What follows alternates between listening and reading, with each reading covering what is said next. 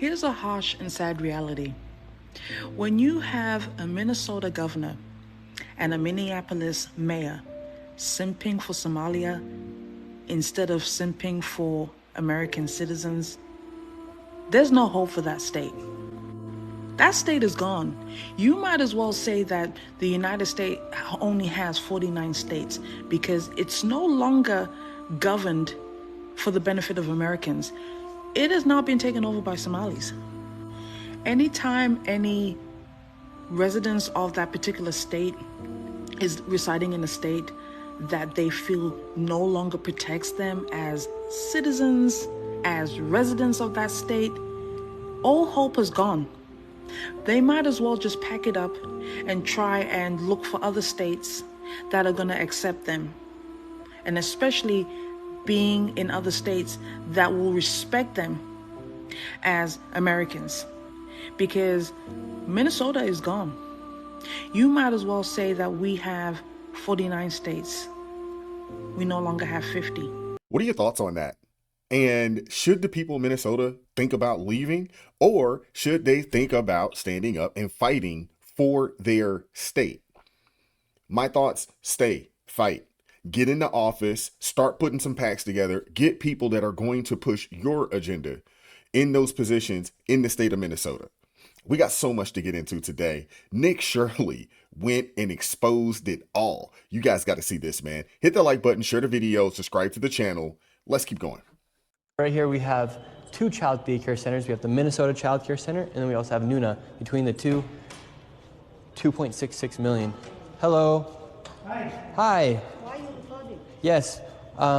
We would like to know. Well, it says we're trying to figure out 102 children. Is that for this facility? What is the name? Why is it? It's from the state of Minnesota website. It says you have 102 children here in your child care. Which child care names? A lot of Minnesota Child Care right here. It's from the state of Minnesota's website. We're just wondering where the children are. Where the children are?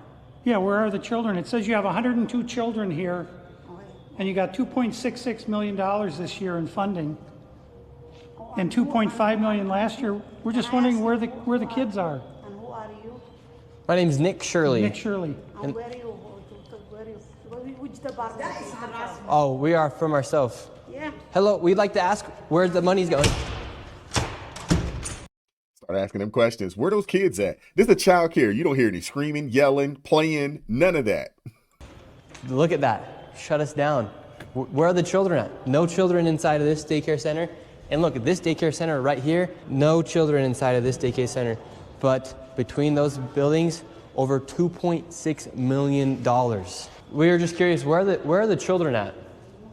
Here's another daycare center inside of the same building.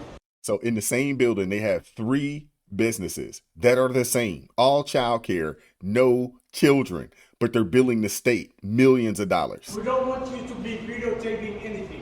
Where is all the money going for if there's no children at these daycare centers? Sir, Yes.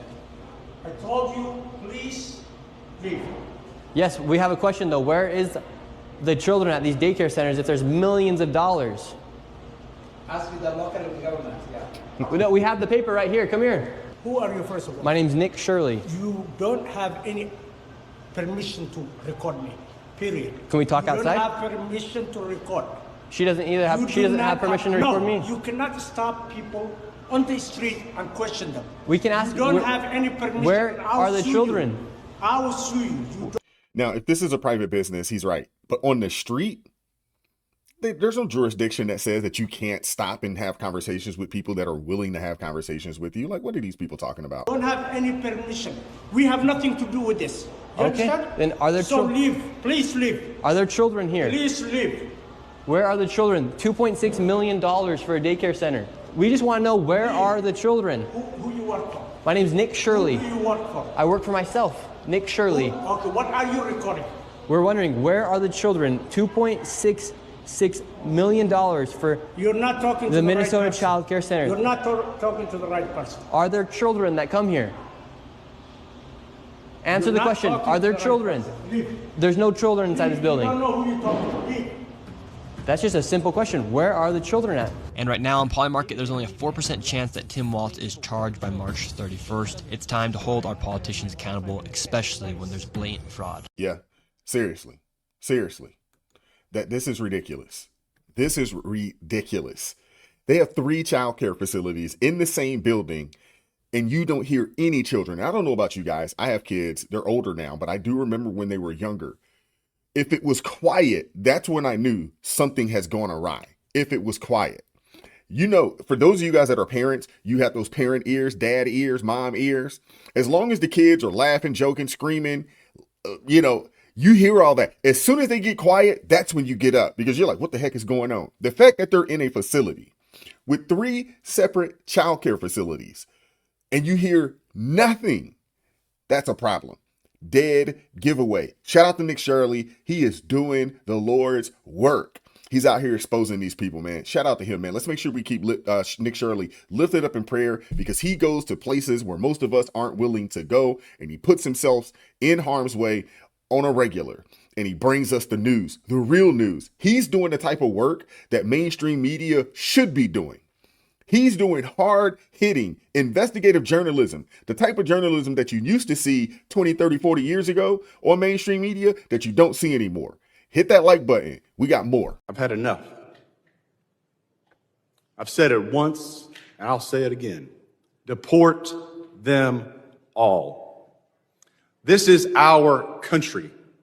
We get to decide who comes in, and we get to decide who has to leave. And I say, deport them all. 90% that have come into this country are from third world countries, most of which are sucking resources from American citizens, burdening our cities. They do not belong here. Yes, I'm with this guy 1,000%. They don't belong here, man. And they're literally coming here, sucking our resources dry, and then sending the money back to Somalia or other nations around the world. Do you guys realize $3.7 billion was sent to Somalia last year alone, 2024, from the Somalian population, which sits at about 200,000 or 300,000 people in our country at this point? 33%, a third of Somalia's GDP came from the people who live here in our country, obviously stealing, raping, and robbing and pillaging, and sending the money back to Somalia. This is crazy. This shouldn't be. So hindsight makes a lot of things make sense, Susan. However, back then you were reporting this to your supervisors. Do you know, did anyone follow up? Did they report to government officials, to law enforcement, or anyone who could have done something about this? I know we were all reporting at all levels, all of us, and we had several meetings discussing how we felt something very fraudulent was going on. And we all were expressing it. Clinical directors, supervisors, county workers, mental health workers. We were all reporting. But the problem is that when you have a fraudulent agency, right, and they have burner phones and they're here, they're there, they're everywhere, and you don't even know where to drive to find the person, and they don't answer, where do you go, and who do you yell at? Yeah, this is a whistleblower. Just asked the question point blank, and they should just put it out there like, hey, we were not getting the answers, nor were we getting the help that we thought that we would get from exposing this. I mean, it just goes to show you how far the rot is in the state of Minnesota. And I would assume there's a few other states out there like this. We just hadn't uncovered it yet. 1 in 16 Somali Minnesota 4-year-olds has been diagnosed with autism. In the same schools, people who are not Somali, the rate was around 1 in 53. They were setting up these organizations that were claiming money from the government to allegedly treat autistic kids. Once the organizations got the money from the government, they passed kickbacks to families who allowed them to say their kid was autistic. This scheme went on for about 5 years. One last thing to note, Somalia's GDP comes from remittances. And now when Max Tui was just in Minnesota, he noticed a massive number of these places sending remittances back home. So we usually send money back home to the less fortunate. So up there they have money place you can send back right there. All right, so this is what he's talking about in the front, a place where you can easily send money back home or wherever. These businesses that do this have emerged at the center of this because a lot of the money that people stole fraudulently, they then sent back to Somalia where they invested in property, opened businesses, stuff like that. Now, it's rumored that some of this money fell into the hands of Al-Shabaab, the Al-Qaeda affiliate there in Somalia. That's not to say that they were sending it to Al-Shabaab itself, but it is to say that Al-Shabaab has a major presence in Somalia, and when people send it back, a chunk of it likely fell into their hands. Yeah, this is ridiculous, man. Folks should be upset. Folks honestly should be incensed, but you don't hear about it. I've been, here and traveling a little bit during the holidays, and I've talked to people and folks aren't bringing it up. My cousin did speak on it yesterday, and he was like, man, I didn't know this was happening. You knew this was happening? I was like, man, I've been talking about this for weeks, months, actually. But this is a shame, man. It's not just Minnesota, though. Oh, yeah. The Somalians have it figured out in Columbus. I went to the Walmart on Georgesville to see if I could see people filling their carts or just kind of see what I could see. It's not the way they do it. They've got it figured out way better than that. Every single Somali restaurant has a grocery store right next door or within eyeshot of the restaurant. The specific one I went into today had it attached to the restaurant. And wow, what an adventure that was. Stay tuned for more on that. Anyways, the grocery store and the restaurant were the same building. So they don't have to go to a Walmart or a Sam's Club or a Costco necessarily. They can just order everything they need to their grocery store that's right next to or attached to the restaurant that they also own and never have to fill a single cart. And I guarantee you, if you looked at the records of those grocery stores, they lose tons of money every year, and it's probably used as a tax write-off because those groceries are being funneled into those restaurants, with a daycare center on the opposite side. And that's the common trend you'll see. There's restaurants, grocery stores, and daycare centers, and also home health care businesses. I can't forget the home health care businesses. Nakia was absolutely right. And the reason for the daycare centers I found out while I was at Walmart. 3/4 of the workers I saw working in Walmart, especially the cashiers, were Somali women. You gotta figure if you have 2 or 3 wives that you don't have to claim, these women can go work at Walmart full time for $15 an hour and still qualify for food stamps as long as they have a couple kids, which you can guarantee you they at least have 2 kids. Hell, they average 7. Or same story as working as a home health care aide. They have most definitely figured out the system and how to take advantage of it. And Columbus doesn't break down its numbers like Minnesota, but if anything like the 88% of the Somali community is on social services in Columbus, I can only imagine how deep the fraud is. So I'm changing tactics and going back up Monday, and I have a couple ideas to see if I can't sniff a few things out. Yeah. How many of you guys knew this was going on? How many of you guys knew that this was the game? This was the game. Now think about this. Had Kamala won, none of this would be discussed. None of this would have been uncovered.